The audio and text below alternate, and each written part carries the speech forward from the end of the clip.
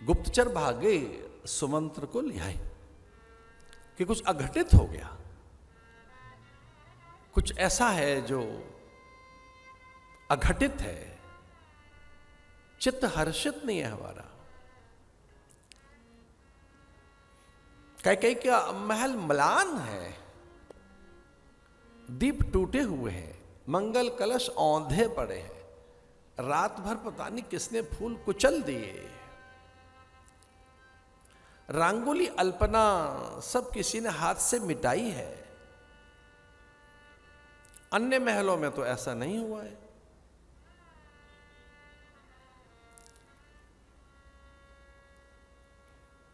वंदनवार, तोरण द्वार, मंगल कलश, रंगोली, अल्पना, भित्ति, अंकण, भित्तियों पर जो सुंदर सुंदर चिन्ह बनाए गए, मंथरा ने आवेश में दोनों हाथों से पोंछ दिए।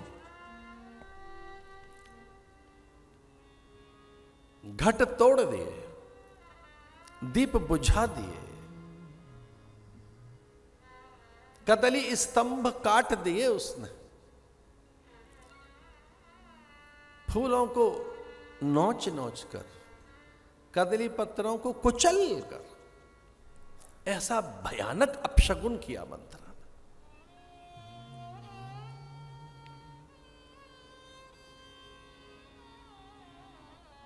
सुमंत्र महलों में पहुंचे।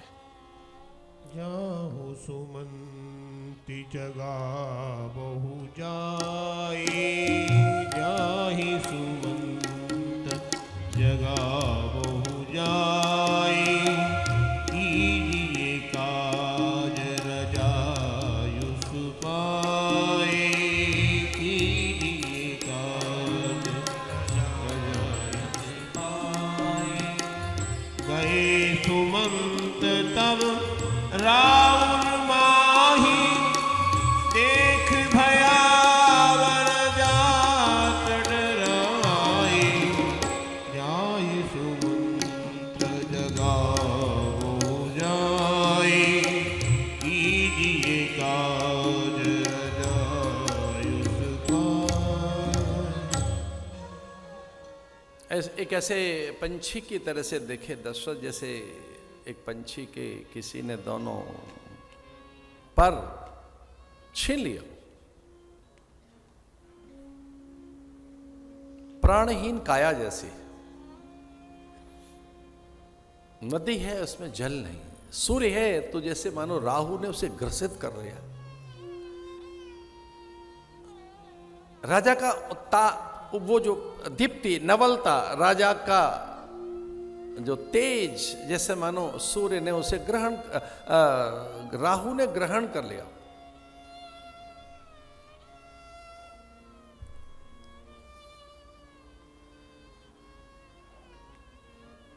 राम राम कहते हुए दशरथ, राम राम रट बिकल बिहार, राम राम रटते हुए उन्होंने कहा कि बस राम। अब उस मंत्र को क्या बताएं? राम तक पहुंचे सुमंत्र। अभी ये कौशल्या को नहीं पता, यह दृश्य सुमित्रा नहीं जानते, लखन अभी अनभिज्ञ हैं इस बात से, सीता को पता नहीं, पूरी अयोध्या अभी अपरिचित है। राम को ले आए। राम ने देखा पिता विकल हैं, व्याकुल हैं, पीड़ित हैं, अत्यंत क्षुब्ध हैं, मुख मलिन है, और हाँ वो देख नहीं रहे हैं। राम ने देखा कि मेरी ओर पिता देख नहीं रहे, वो मुझसे नेत्र नहीं मिला पा रहा है।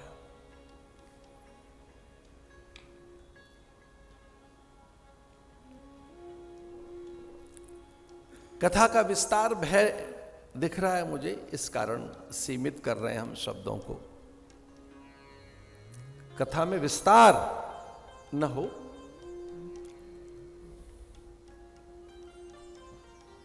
पूछा था राम ने, मां मेरे पिता इतने व्यथित, चिंतित, दुखित, आहत, क्षुब्ध, इनका सूर्य जैसा मुख म्लान है, ये मेरी ओर देख क्यों नहीं रहे?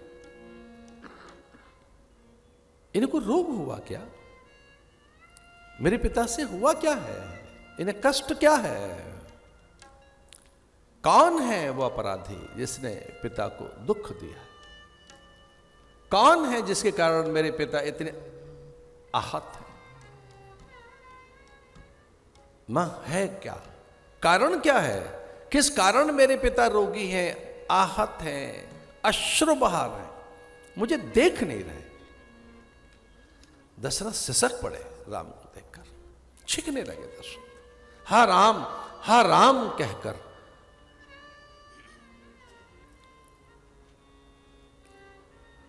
राम से चिपक गए दशरथ, छोटे बालक की तरह से रोदन करने लगे। हा राम, बड़ा कठिन हो गया राम को अपने पिता को संभालना। वो धर्मात्मा राजा अपने पिता को संभालने कैसे? माने राम की ओर देखकर कहा कि आप इनके दुख का कारण जानना चाहते हो? ये क्यों व्यथित, ये क्यों दुखी है?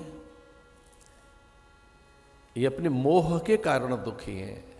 इनका शोक, इनका मोह है, इनका दुख, इनका मोह है। एक में इतना मोह, एक में इतनी आसक्ति, एक में इतनी अनुरक्ति, एक पुत्र में इतनी अधिक इनकी मति में स्वार्थ। तेरे पिता स्वार्थ के कारण दुखी है, ये लोभ के कारण दुखी।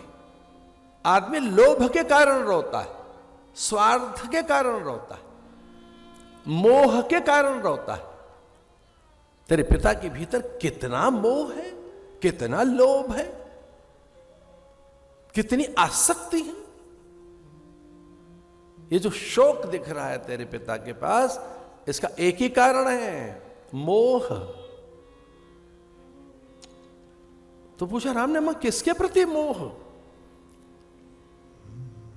तो कैसे ही सही राम को स्पर्श तो कर पाई उस समय कैकेयी। और कैकेयी ने राम के वक्षस्थल पर अपनी तर्जनी रखते हुए कहा कि वो दुख किसी और कारण नहीं, राम आपके कारण है, आप में इनका मोह है। आपके मोह के कारण ये इतने दुखी हैं। मैंने राज्य क्या मांग लिया? बातों में सारी कथा सुना दी माने कि ये जो स्वर्ण थाल है और इसमें जो ये मुकुट है, अब भरत का है। राजदंड, राजवस्त्र, राजमुद्रिका, राज्याधिकार, ये समूची वसुधा के वैभव का एकमात्र भोक्ता मेरा भरत है। अब उनके मुंह से ऐसा निकला, मेरा भरत। वो तो मेरा राम बोलते थे, मेरा भरत, मेरा बेटा समूची वसुधा के वैभव का एकमात्र भोक्ता है। अब ये मुकुट का अधिकारी मेरा पुत्र भरत, इस राजवस्त्र का और राजदंड का, राजमुद्रिका का और समूचे वसुधा के वैभव पर नियंत्रण मेरे पुत्र का होगा।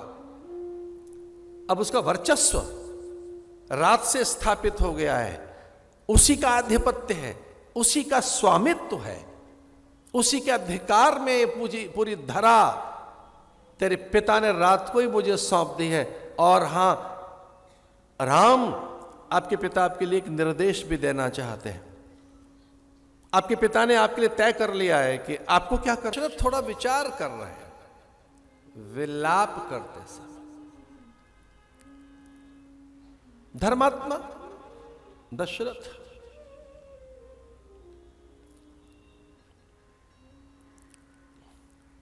उन्हें अभी विश्वास नहीं होता कि कैकेयी ऐसा क्यों मांग सकती है।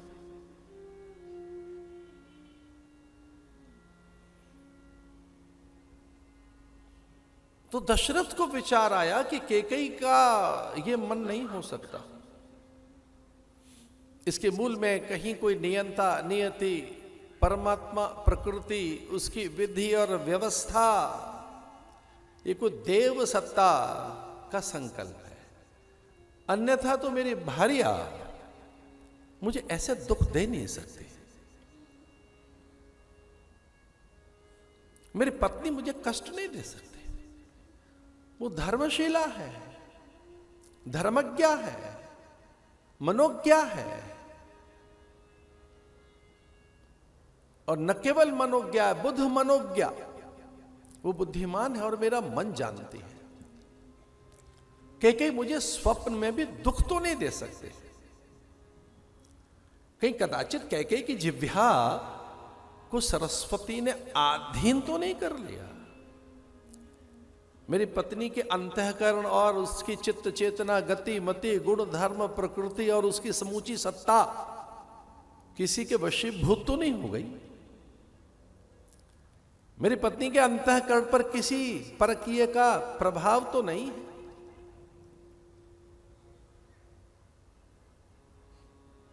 उसके जी में ये बात आ नहीं सकती, क्योंकि तुलसीदास जी ने जी का शब्द प्रयोग किया है। मेरे जी में ऐसा आता है।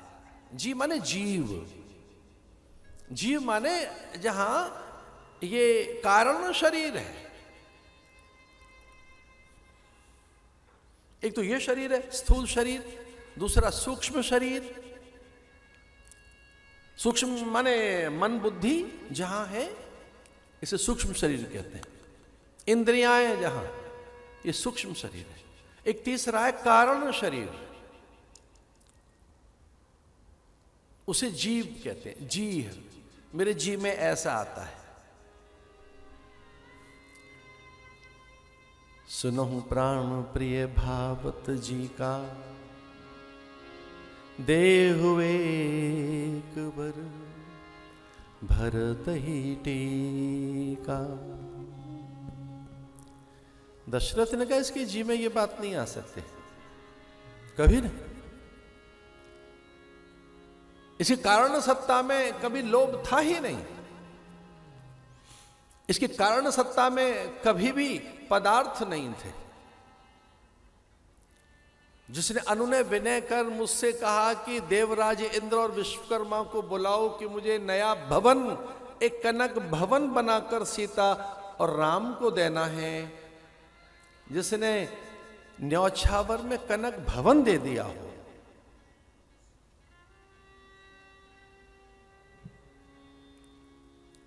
राम मातु, वशिष्ठ तो प्राय या वाल्मीकि रामायण में ऐसा ही आता है। राम मातु कैकेयी,